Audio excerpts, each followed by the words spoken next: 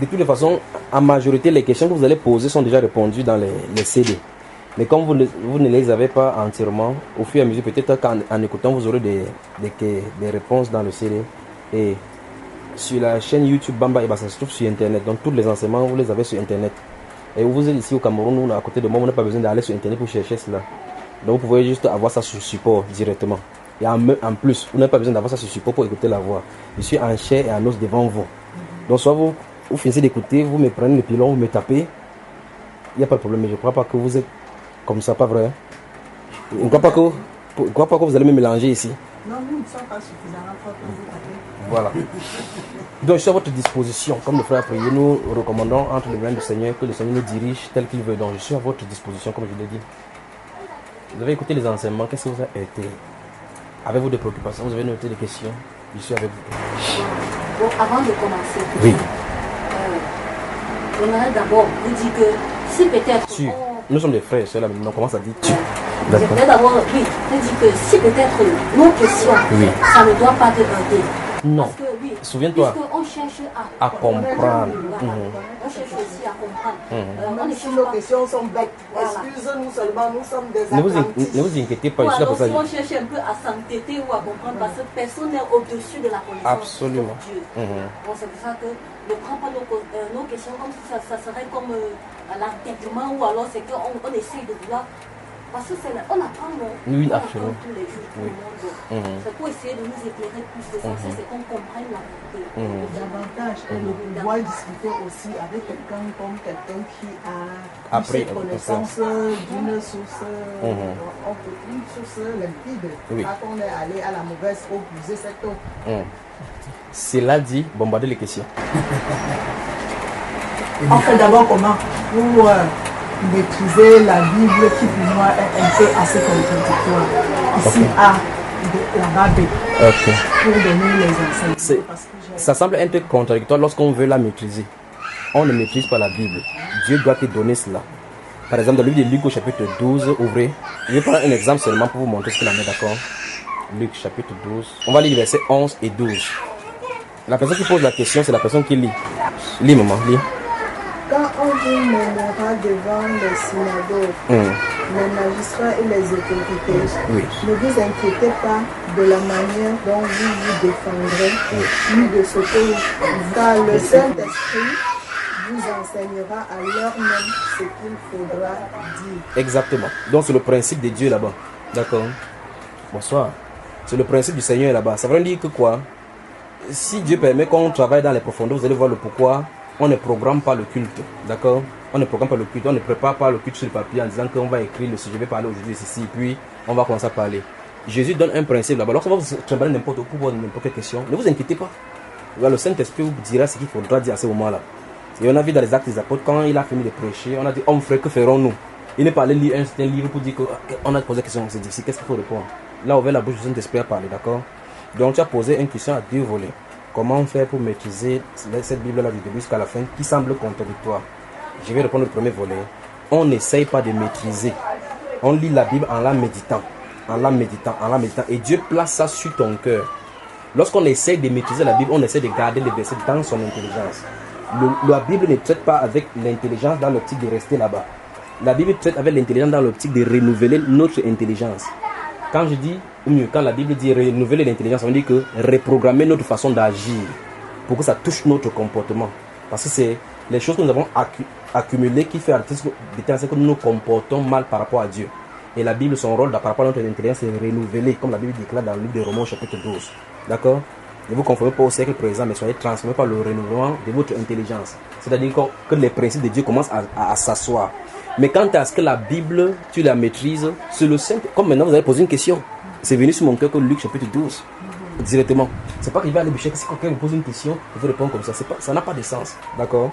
La deuxième chose, ça c'est fini pour le premier volet. Le deuxième volet qui semble contradictoire. Le mot semble à sa place. Ça veut dire que c'est quelque chose d'imagistement pensé. Si tu disais que c'est contradictoire, ça veut dire que dans ce cas, tu déposes ta Bible, tu ne lis plus. Mais comme ça semble être contradictoire, ça suppose donc que il se pourrait que dans un certain moment tu lis quelque chose dans la Bible et tu sembles trouver quelque chose qui semble être contraire. Mais il n'y a absolument rien de contraire dans la Bible justement. Lorsqu'on l'assimile et que notre intelligence est renouvelée, on trouve que tout est en harmonie. D'accord. Maintenant, si on sort hors de la Bible, on regarde dans la vie, puisque la personne qui a écrit la Bible, c'est la personne qui a fait la vie ici. N'est-ce pas? C'est lui qui a créé tout. Dis-moi pourquoi quelqu'un va être belle, brune comme Touré, une femme handicapée, ne trouve pas de mari. Une femme handicapée, elle trouve de mari. C'est pas logique. Non, pas dire. C'est pour dire que c'est pas la couleur, c'est pas ça qui donne le mari. Ah ben voilà, c'est pas ce qui donne le mari. Dis-moi comment quelqu'un va être fréquenté, il est brillant. À l'école, il était premier. Après, il va au travail, un dernier de la classe, on sait directeur. Comme ce sont des choses qu'on n'explique pas. Voilà. Et ça peut aussi s'expliquer. Parce qu'il y a des gens qui ont leur quelqu'un quelque part. Oui. Tu es dernier de la classe, mais tu as ton quelqu'un quelque part. Pourquoi cette personne-là va avoir quelqu'un, toi qui est intelligent, n'a pas quelqu'un? Dieu a voulu ainsi. Comment? Les 5 doigts ne sont pas égaux. Non, répète ce que tu as dit. Mais Dieu a voulu. Dieu a voulu. Exactement. Que 5 doigts soient en haut et Voilà, c'est exactement là où je voulais t'amener pour rentrer maintenant dans la Bible. Les choses sont placées selon la volonté parfaite de Dieu dans la Bible. Je suis allé hors de notre choses qui sont palpables pour que tu vois l'harmonie. Maintenant, dans la Bible, Dieu, il a plu à Dieu de placer chaque chose comme il veut. Et dans ce cas, il choisit qui il veut et il révèle à qui il veut.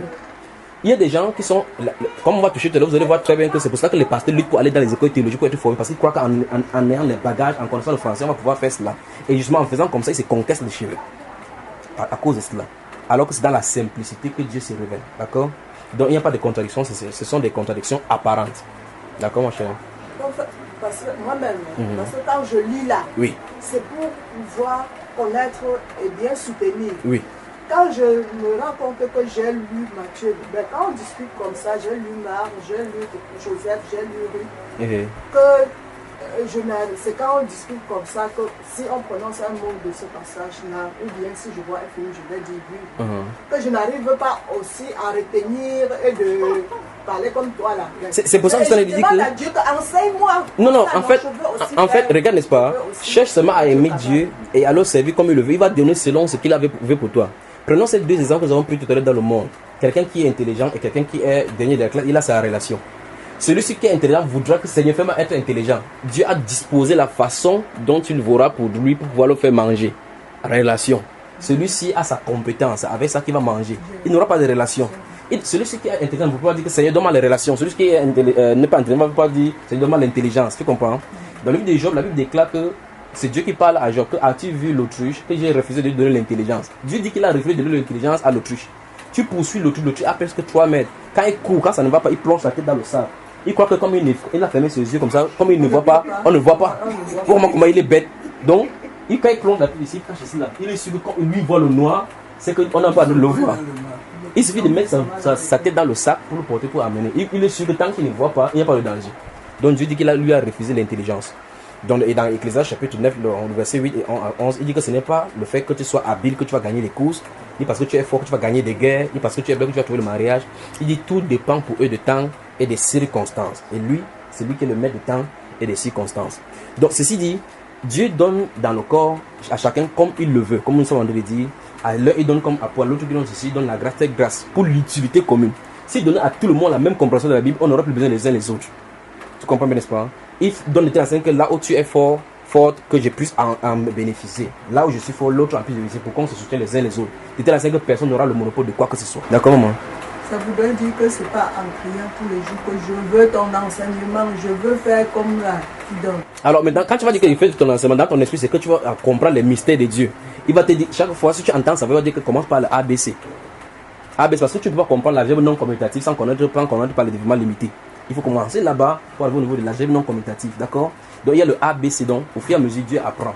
C'est pour ça que tu vas voir chacune des personnes qu'il a prises dans la Bible, il les a amenées progressivement dans les expériences. Abraham, quitte la maison de ton père et va dans le pays que je te donnerai. Après, il ne dit plus rien. Le gars commence à marcher pendant 1500 km, un vieillard dans le désert. Tu as avec toute la famille, dans le désert. Tu vas où, mon ami? Tu as laissé le Seigneur. Dieu a dit que je parle. Est-ce que tu comprends? Il marche. Dieu parle à lui-même, à lui seul. Personne n'écoute la voix des autres, des dieux. Il les entraîne seulement. Plus de 350 personnes qui commencent à marcher derrière lui. On pourrait dire que c'est sûr que le Père c'est dingue. Vous êtes sûr qu'il n'est pas comme ça pour nous tuer dans le désert. Mais il a écouté la voix de Dieu. À un moment donné, il se fâche même de Dieu. Il dit, mais voici maintenant, il m'en va par le chemin de tout le monde. Tu ne m'as pas donné un fils à Eliezer qui est mon serviteur qui va hériter de moi. Dieu dit que c'est le fils qui est qui va hériter de ton rang. Tu comprends un peu cela, n'est-ce pas? Donc Dieu lui apprend la patience, la marche, la sainteté, comment dépendre de lui. Alors maintenant, nous aujourd'hui, c'est que je veux mon miracle aujourd'hui. Aujourd'hui, il faut que ça ne soit pas aujourd'hui, ne soit pas le feu. Donne-moi mon miracle là aujourd'hui. Elle veut seulement son miracle. Donc, elle ne veut rien comprendre. Dieu a un processus, quel qu'en soit maintenant. C'est pas le désordre de maman là. Je dis souvent ce que je dis, Seigneur, si tu opères des miracles dans la vie de certaines personnes, moi je ne suis pas aussi ton enfant, opère le miracle. Quand tu dis ça, il opère alors. Je dis j'attends. Est-ce que je dis Et quand tu dis aujourd'hui, là, pourquoi il ne le fait pas alors? Et c'est ça donc, tout à l'heure, j'ai parlé des renouvellements de l'intelligence, reprogrammé. La façon dont on nous a enseigné Dieu dès le départ n'est pas comme ça. On a cru que Dieu c'est quelqu'un qu'on pouvait lui forcer la main. Dieu c'est quelqu'un qu'on peut corrompre. C'est-à-dire qu'en donnant quelque chose à son serviteur, il voit comme ça que ouais, il a donné, il te fait quelque chose. C'est pas comme ça.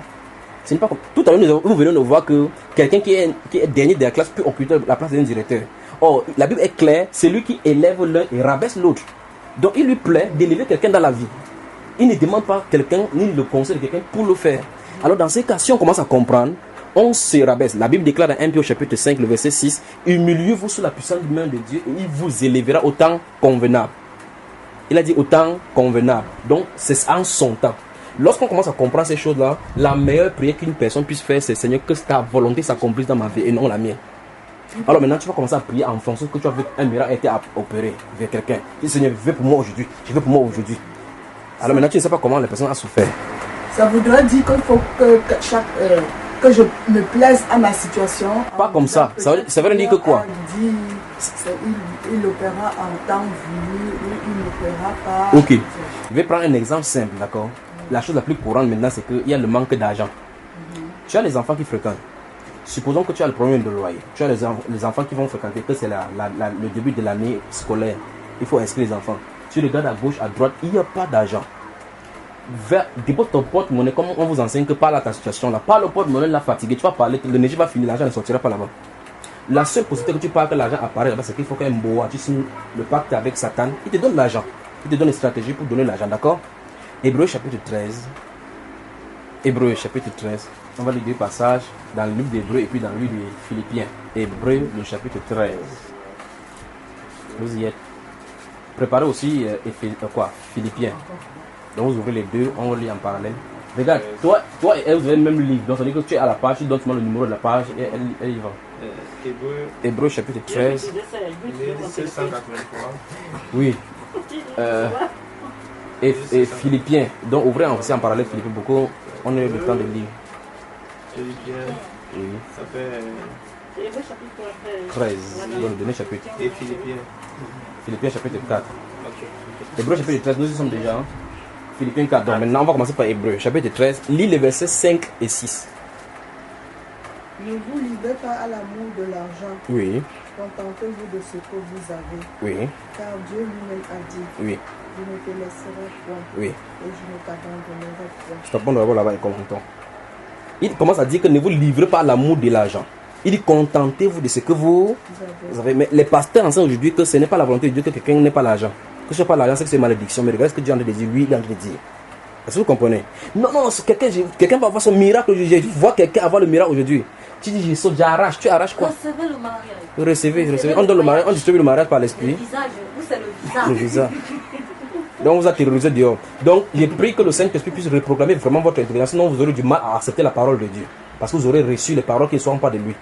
Voici ce que Dieu lui dit. Il dit, ne vous livrez pas à l'amour de l'argent. Ce qui fait que dans les dénominations, maintenant on fait des temps que chacun sort dans sa tête ce qui fait qu'il réussisse. Et c'est la guerre maintenant, la concurrence maintenant des plus belles vestes, des plus belles paires de chaussures pour venir se montrer qu'on est riche. Et les gens qui sont bien habillés, on les met devant. Les gens qui sont mal habillés, on les met derrière.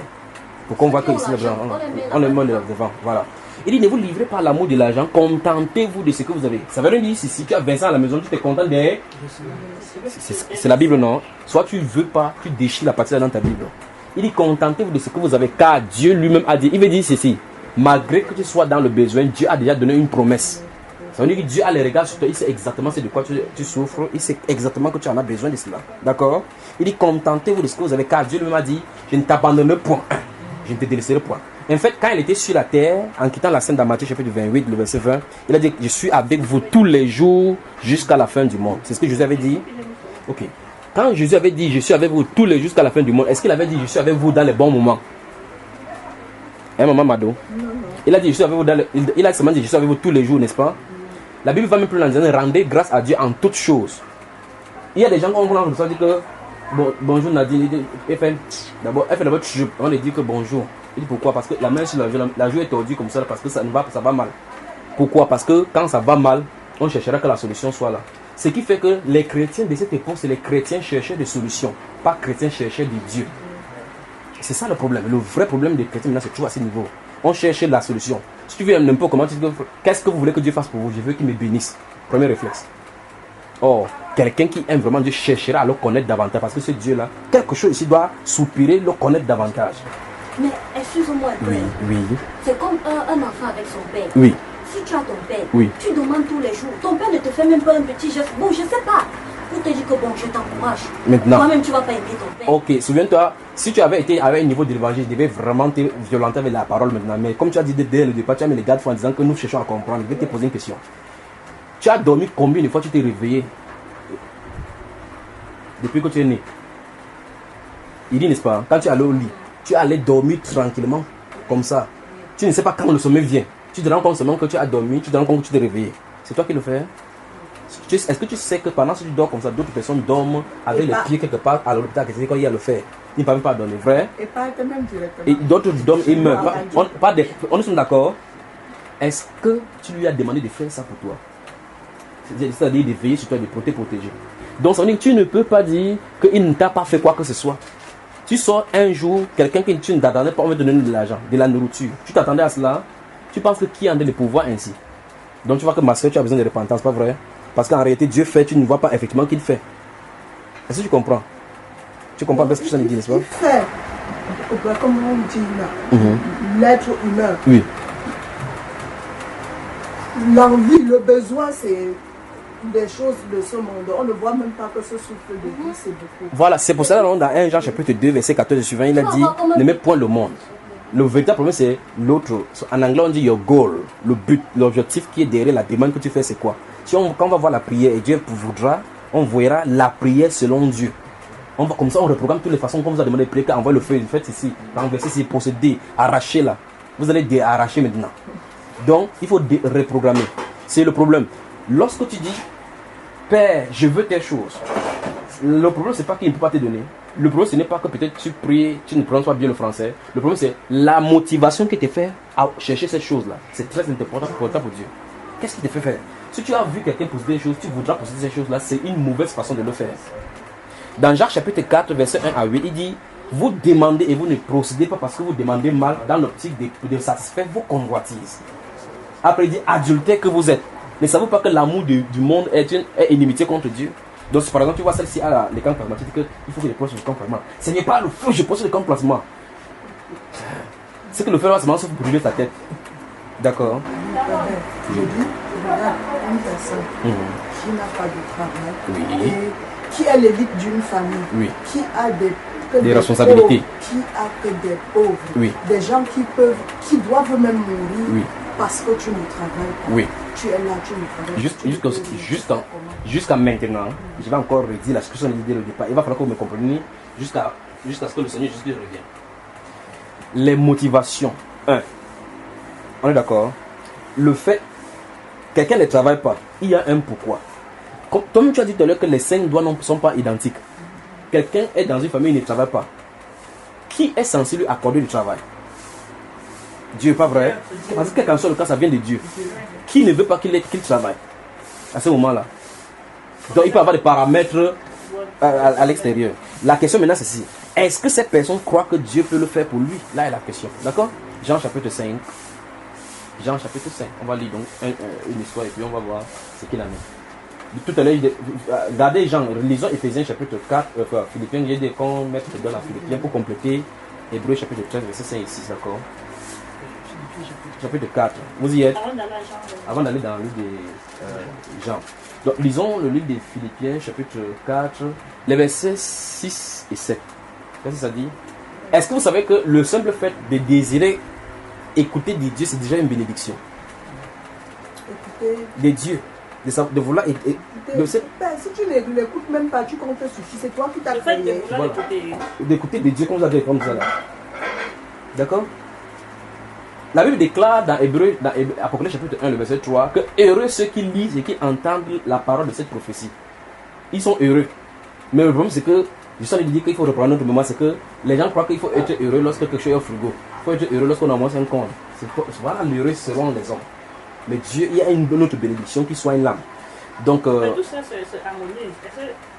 Tout ça, ça marche, ça sont des choses qui marchent. Mais le problème maintenant, c'est que dans la vie, les gens ont choisi le matériel d'abord avant Dieu.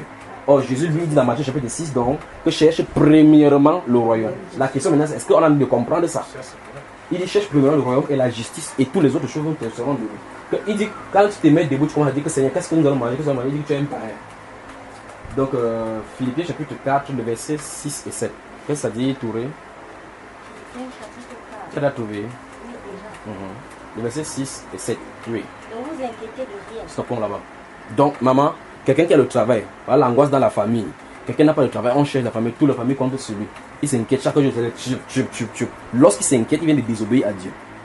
Parce que d'après ce qu'on a lu dans Hébreu chapitre 13 là, il dit que contentez-vous de ce que vous avez, car Dieu lui-même a dit. C'est pour dire que tu dois avoir une ferme confiance que comme Dieu a dit, il va l'accomplir. C'est pour ça qu'il t'a demandé, quand cette personne n'a pas, est-ce qu'il croit que Dieu peut le faire? D'accord? Je pourrais vous donner beaucoup de témoignages, si Dieu le permet, selon les témoignages qui vont venir. Il dit ici que ne vous inquiétez quoi. Donc, voici les choses, si vous voulez les promesses dans la Bible, voilà les vraies promesses.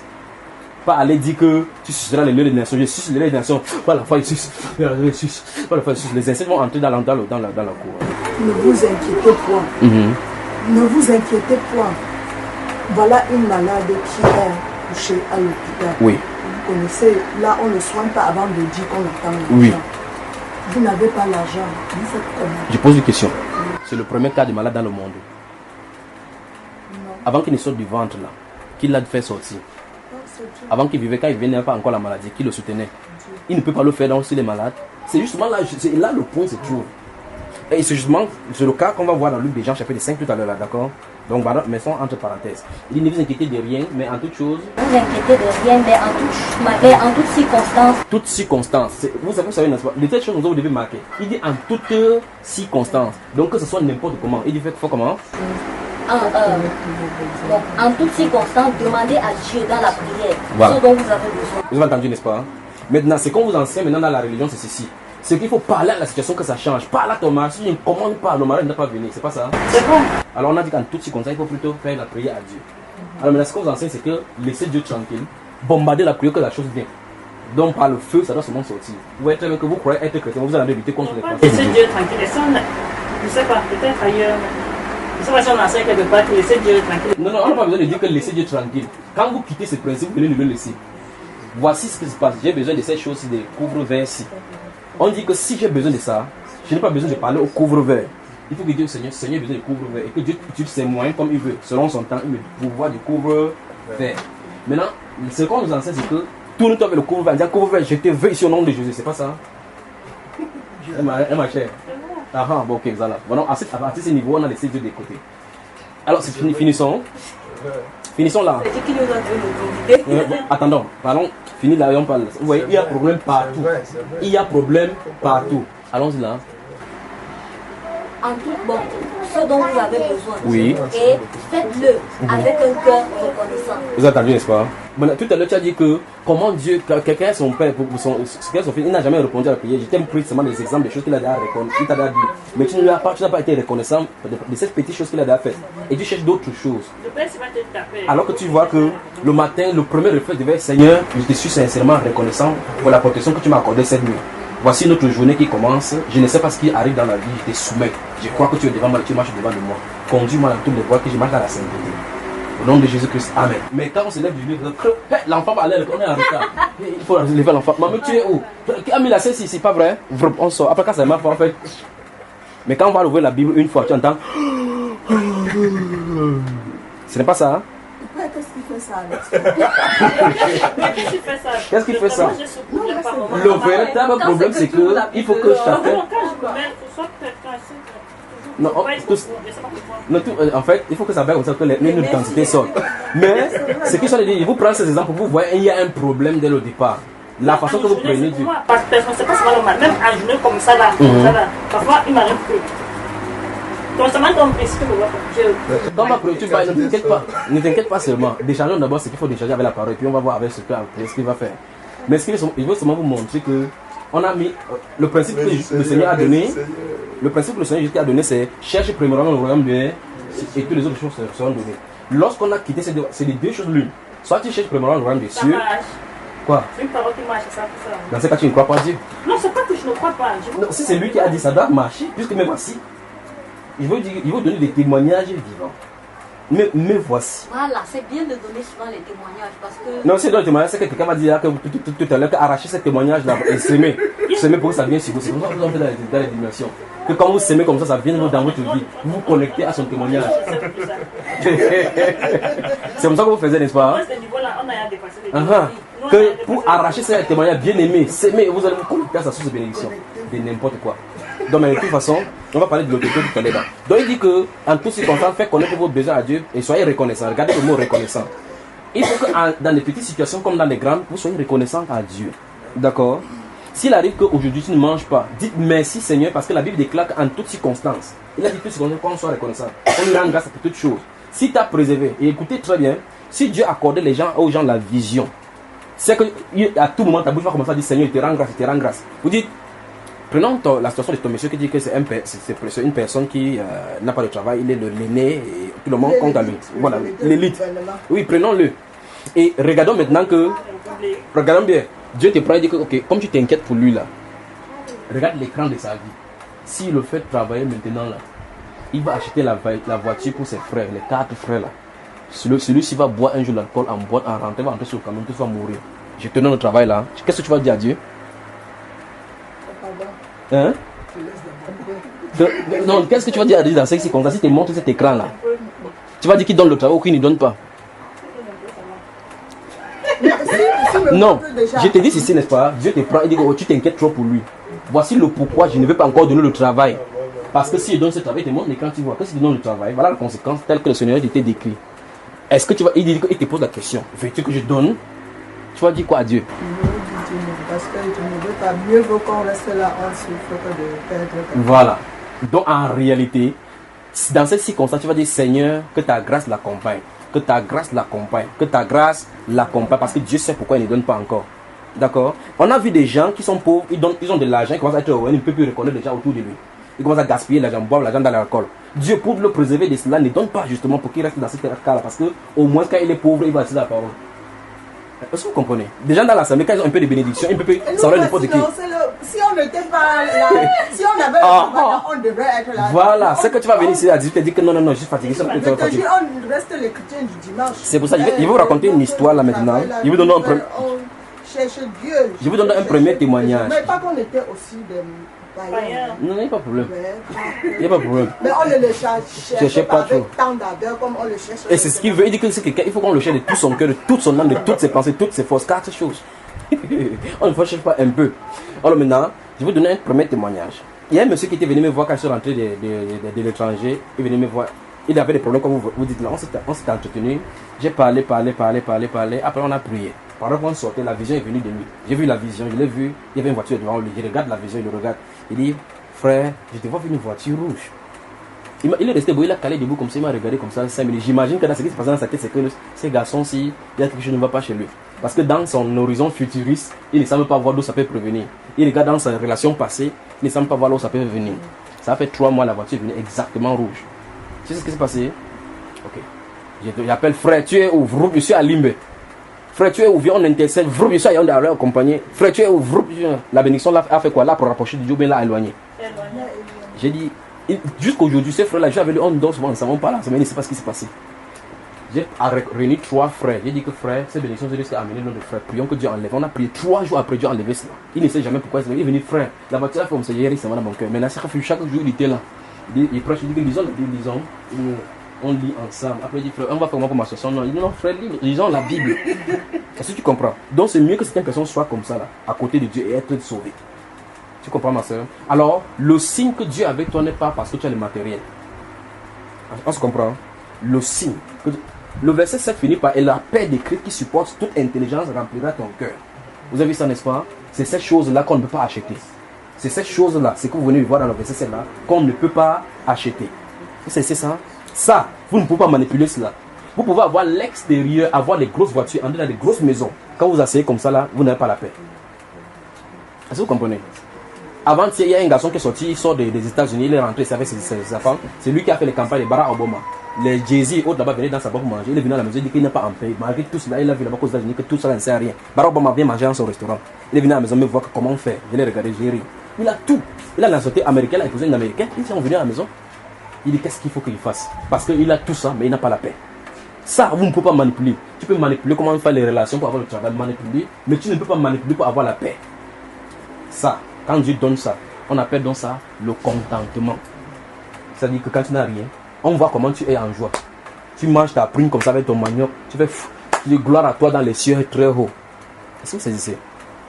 Vous comprenez moi? Donc voilà le premier témoignage que je vous ai donné avec cela. Il va toucher bientôt ma propre vie selon que Dieu va donner cela quand il touche. Rentrons maintenant dans Jean au chapitre 5. Donc on a fini avec Hébreu chapitre 13. On a fini avec Philippiens chapitre 4. D'accord? On est dans le Jean chapitre 5. Jean, le chapitre 5. Nous allons lire doucement ce qui est écrit. D'accord? À partir du verset 1. Lisez un peu à haute voix. C'est la personne qui va lire à haute voix. Après cela, oui. Il eut une fête des Juifs, et Jésus monta à Jérusalem. Or, à Jérusalem, près de la porte des brebis, il y a une piscine qui s'appelle en hébreu Bethesda, et qui a 5 portiques. Sous ces portiques étaient couchés un grand nombre de malades, des aveugles, des boiteux, des paralytiques, qui attendaient le mouvement de l'eau. Oui. Car un ange descendait de temps en temps dans la piscine. On a lu ça quand même. Hein? On a vu ça. Oui, on a lu ça. Car un ange descendait de temps en temps dans la piscine et agitait l'eau. Et celui qui y descendait, le premier après que l'eau avait été agitée, était guéri. Arrêtons-nous d'abord et parlons encore avec le premier. Quelle que soit sa maladie. Alors, tournons d'abord et prends. Ce sont ces choses qui sont dit qu'il faut qu'on reprogramme notre façon de penser avec Dieu. On s'attendrait à ce que Dieu ait pitié de tous ceux qui sont malades là et il agit, l'autre le monde entre guéri. On est d'accord, n'est-ce pas, madame? On est d'accord là? On s'attendrait que Dieu qui est miséricordieux, qui est amour, agite l'eau et fasse que tout le monde tombe dans l'eau et pense que là on verse sur soi et on est guéri. Mais le principe c'est que un ange descend de temps en temps. Le temps là ça ne dépend pas de vous, c'est de Dieu. Donc quand peut-être tu peux tourner pour prendre le bénéfice, il fait vroom, il rentre. Celui qui entre le premier est guéri. Alors je pose la question. Si tu es à côté là, tu te fâches, tu vas enlever la maladie. Si tu veux, va entrer dans l'autre, tu te dis que je suis guéri au nom, je suis guéri au nom. Quand tu fais tourner la maladie sera toujours là. Parce que Dieu a son principe, c'est que c'est la première personne qui entre, qui est guérie. Si vous plongez comme ça, tu ne peux pas dire à quelqu'un que tu as triché, La personne, comment ça va qui est guéri, c'est celui qui a été attaqué comme celui qui est tombé en premier. On se comprend? Donc, une fois de plus, nous voyons effectivement que c'est Dieu qui intervient dans le cadre humain et il fait comme bon lui semble. D'accord? Il y a des principes là qu'on va développer, mais je veux qu'on aille vers un but là. Avançons. Pas qu'il nous donne le cœur alors de supporter. Lisez seulement la Bible tout simplement et comprendre les principes et avancer. Voilà pourquoi je vais m'atteler ici à montrer chaque fois les principes. Parce que c'est que les principes là descendent autres principes qu'on vous a installés. Et alors là, en installant les principes de Dieu, ça va aller automatiquement. Il n'y a pas de magie. D'accord? Avançons seulement. D'autres, quelqu'un plus, parce qu'il gronde Dieu, il pointe le doigt à Dieu. Il dit, s'il ne me donne pas, il va dans le monde. Et tu vas dans le monde, tu pêches. Ça fait quoi à Dieu? Si quelqu'un a le sida sur la terre, quand tu vas coucher avec un homme, tu tombes enceinte là, qui souffre 9 mois, lui, c'est encore lui que tu pries que par que la douleur se baisse. Avançons. Là se trouvait un homme. On a dans lui cela, oui. Verset 4. Oui, on a lu oui, verset 4. Oui, continuons. Là se trouvait un homme malade de toute sa vie. Voilà, regarde mais comment le Saint-Esprit fait. On dit qu'il y avait un grand nombre de malades en multitude. Après, le Saint-Esprit prend le cas particulier de quelqu'un, on veut étudier son cas. Il a voulu montrer son cas. Et son cas va nous donner beaucoup d'enseignements. Allons-y. Jésus, l'ayant vu coucher, et sachant qu'il était malade depuis longtemps. Stoppons là-bas. Donc, Jésus, le guérisseur, le grand guérisseur, est passé au milieu des malades. Il y a les aveugles là-bas, il n'a pas guéri. Il y a les Éthiopiens, il n'a pas guéri. Il allait vers lui. Les autres malades sont là, il attend tout beau. Il y en a trop dans l'eau. Il est au milieu de. C'est toujours lui qui envoie les anges là-bas dans l'eau. Mais il est au milieu de personne ne sait que c'est lui. Parce qu'ils sont concentrés sur l'eau. Le grand guérisseur descend. Comment? Je dis, le mouvement de l'eau. Que l'eau soit agitée. Parce que tout le monde a la chose là-bas. Pour dire quoi? Parce que Dieu en a de bénir les personnes d'une certaine façon. Il ne peut pas toujours garder son attention là parce que tu ne sais pas comment ta part peut venir. D'accord? Il faut seulement être ouvert de Dieu. Que Seigneur, que ça soit fait selon ta volonté. Comme il bénit quelqu'un, c'est pas nécessairement de la même façon qu'il va te bénir. Pour d'autres personnes, il a voulu qu'il saute. Parce que celui-ci était alité, il ne pouvait pas marcher. Comment on va faire pour sauter dans l'eau, pour aller du lit pour aller dans l'eau? Il ne pouvait pas. On se comprend? Maintenant, la Bible déclare que Jésus-Christ, l'ayant vu coucher, regardez bien, il y a un mot qui est écrit, on dit, et sachant qu'il était malade depuis. Donc, la Bible nous fait comprendre que Jésus-Christ connaît la situation de toute personne. On est d'accord, non? Donc, ça veut dire que ton type qui n'a pas de travail, là, le délégué, là, Dieu connaît sa situation. Pas vrai? Alors maintenant, tu sais combien de temps celui-ci a été malade? 38 ans. Maintenant, je te pose une question encore pour un autre exemple par rapport à cela. On dit donc que, comme tu as pitié de celui-là, on lui donne 38 ans de maladie. Qu'il soit couché. Il sait que je suis trop faible. Non, ne t'inquiète pas. Elle parle en parabole. Nous parlons en parabole. Non, ne t'inquiète pas, n'essaie pas de dénoncer les choses. La personne là ne peut pas supporter. La personne est trop faible. Ça veut donc dire que Dieu ne peut pas donner à quelqu'un que c'est quelque chose qui peut le dépasser. C'est encore le principe de Dieu là-bas. Ça veut dire que quand tu vas regarder n'importe comment, mes souffrances que Dieu m'impose, il ne peut pas t'imposer les mêmes souffrances. Et les tiennes ne peuvent pas m'imposer. C'est pour ça que vous allez voir dans la Bible qu'il n'y a pas deux personnes qui ont subi les mêmes épreuves comme Dieu, selon Dieu. Personne n'a jamais subi l'épreuve de Job. S'il demande l'épreuve de Job, même si tu sais que pour Job, après il a donné la bénédiction, il dit que passe d'abord par ça, tu vas dire que zéro Seigneur. Donne directement la bénédiction. Là, qu'est-ce qui a donné toujours les malédictions d'abord avoir la bénédiction? Pas vrai? Parce que normalement, l'être humain fait, il a peur de la souffrance, l'être humain. On est conditionné à vouloir fuir la souffrance. C'est pour ça que chacun se bat pour sortir de la précarité. Se bat pour sortir des difficultés. Personne ne peut vouloir accepter que le Seigneur, que ça soit passe. Quand vous comprenez ces choses, je vous le dis et je vous le raconter par rapport à ma vie. Quand vous comprenez ces choses-là, vous n'aurez pas les AVC. Vous n'aurez pas les nerfs qui sont tendus. Quand vous allez entendre, le cœur ne bouge pas. Comment hein? Vous ne pouvez pas vous suicider. Est-ce que vous comprenez? C'est comme si vous faites comme un oiseau qui vole haut là et le vent les entraîne. Ils s'ouvrent seulement les ailes comme ça les entraîne à la direction pour qu'ils partent direct, sans faire d'effort. C'est ça, il faut comprendre le principe du Seigneur. Donc la Bible déclare que l'ayant vu coucher et sachant qu'il était malade depuis, il a posé une question. Veux-tu être guéri? Vous avez suivi cette question? Quand il y a des questions, quelqu'un qui est malade, on lui pose encore cette question. Quelle genre de question? C'est qu'aujourd'hui, on devait lui dire que vous voulez, comment vous posez la réponse? Que tu poses la réponse, n'est-ce pas? Maintenant, supposons que Jésus te parle à toi. Est-ce que tu veux le suivre? Je dis que malgré mes faiblesses, malgré tout ce qu'il connaît en moi, je veux le suivre. Voilà. Je lui dis ça. Maintenant, les gens disent comme ça. Voici Jésus-Christ ici. Quand on dit suivre quelqu'un, ça veut dire qu'il marche devant, tu marches derrière lui. On est d'accord? Mais quelqu'un dit que Seigneur, il veut te suivre. Plus tard, c'est Jésus qui doit le suivre. Il est devant Jésus, il dit que Jésus va dans la direction. Seigneur, je vais faire tel travail, que Jésus vient par là-bas. Seigneur, je vais faire ceci. Tu comprends, hein? Alors maintenant, si il dit à Jésus que je vais te suivre, et c'est pour eux que ton rôle c'est aller par là-bas. Lui, quand il marche, il dit suis-moi, c'est pas ici qu'il a déjà parti. Est-ce qu'on se comprend? C'est pour ça qu'il a dit que si quelqu'un veut venir à moi, qu'il se charge de sa croix et qu'il me suive avec. Vous savez, n'est-ce pas? Donc quand il dit je vais te suivre, il faut que vous compreniez, il veut y revenir sur ça, les conditions pour être disciple du Seigneur. Donc beaucoup de personnes ont mis Jésus devant, ils disent Jésus suis-moi. Est-ce que vous comprenez? Seigneur, je veux que tu viennes faire les miracles ici. Il t'a demandé d'aller là-bas. Vous savez, n'est-ce pas? Voilà alors les problèmes qui se trouvent à milieu chrétien. D'accord, maman? On se comprend. Avançons ici. Lisons rapidement le verset 14. Le type va être guéri, d'accord? Il va être guéri. Regardons le verset 14, là, directement de Jean chapitre 5. Qu'est-ce qu'il dit? Depuis, Oui. Jésus le trouva dans le temple Oui. et lui dit, voici tu as été guéri, ne pêche plus, de peur qu'il ne t'arrive quelque chose de pire. Donc c'est ce qu'il est en train de dire tout à l'heure ici. Donc ça veut dire que Jésus vient de dire là que depuis 38 ans, ce qu'il avait donné la maladie, c'était le péché. Donc ça veut dire même s'il cherchait la solution au travers des médecines douces, n'importe comment, ça ne devait pas résoudre le problème parce qu'il faut ôter la chose qui cause le problème. Vous comprenez? On dit Jésus qui l'a trouvé encore dans le temple plus tard. Parce qu'il y a une histoire qui s'est passée avec les Juifs. Là-bas, on lui a demandé que tu n'as pas possible de partir avec ton lit. Enfin, donc Jésus se trouve dans le temple. Il dit, maintenant tu as été guéri. Va et ne pêche plus. Je peux rester ici maintenant pendant 4 de temps. Sur ce mot seulement, je prêche pendant 4 de temps là. C'est ça pour vous comprendre. Mais il dit 2 ou 3 mots concernant cela. Alors maintenant, vous cherchez. Merci Père. Regardez maintenant comment les versets se défilent là maintenant. Je ne sais pas si vous avez le deux, vous pouvez commencer à noter seulement là maintenant. Vous voyez? Regardez. Il faut qu'on note cela, il faut qu'on note cela avant qu'on avance. Notez, vous y êtes. Ésaïe chapitre 58, verset 1 à 11. Ésaïe chapitre 58, verset 1 à 11. Verset 1 à 11. 59, verset 1 à 4. Ésaïe chapitre 59, verset 1 à 4. On y va? C'est bon, maintenant, mettons pause là-bas, regardons ici. Cet homme-ci était sur en bordure de la piscine pour attendre la guérison, n'est-ce pas? Une éventuelle guérison qui pourrait survenir. Maintenant, parce qu'en fait, dans la discussion avec Jésus, il dit qu'il n'y a personne qui est là, qui a même petit limite pour le porter, pour jeter là-dedans. Et quand il veut descendre, même quand il fait il veut partir, quelqu'un a sauté. Est-ce que quelqu'un est là, que tu as mal au pied, tu t'en fous, il faut que ta part guérisse, mon ami. Donc, est-ce que tu seras là pour jouer pour son cas? Maintenant, la Bible déclare que Jésus lui a dit que maintenant que tu as été guéri, va et ne pêche plus, de peur qu'il ne t'arrive rien de pire. Je recommence encore ceci. Écoutez très bien, c'est un petit principe, mais il pourrait développer cela. Jésus veut dire là que le problème qu'il a eu depuis 38 ans était le problème du péché. C'est ça qui a amené la maladie. Ça, c'est un.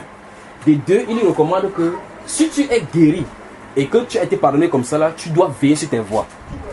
Maintenant, les gens ne connaissant pas le principe du Seigneur cherchent à sortir de la solution sans chercher à savoir quelle est la cause du problème.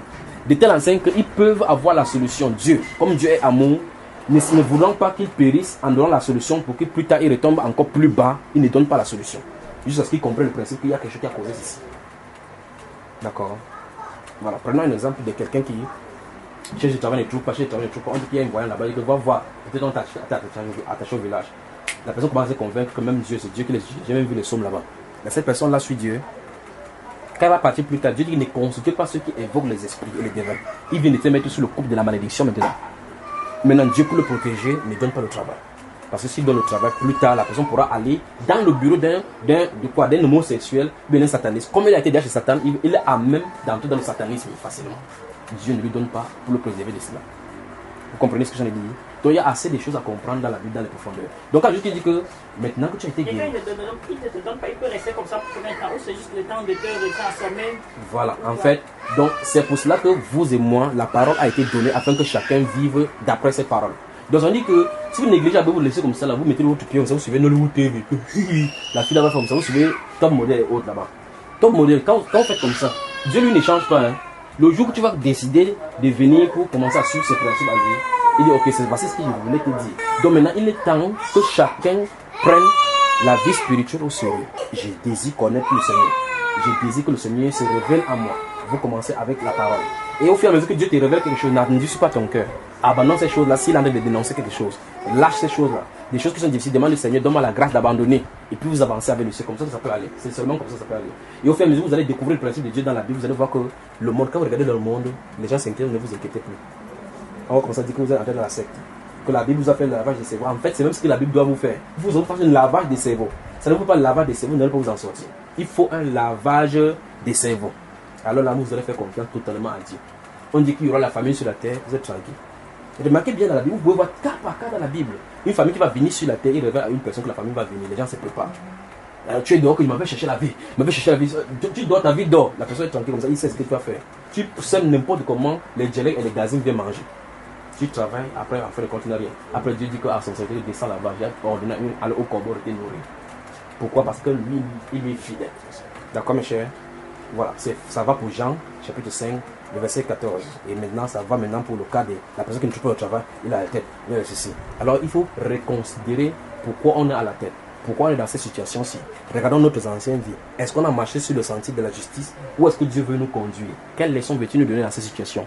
Depuis que je suis dans cette situation, ai-je cherché Dieu ou ai-je continué à être rebelle? Là, les questions doivent être répondues.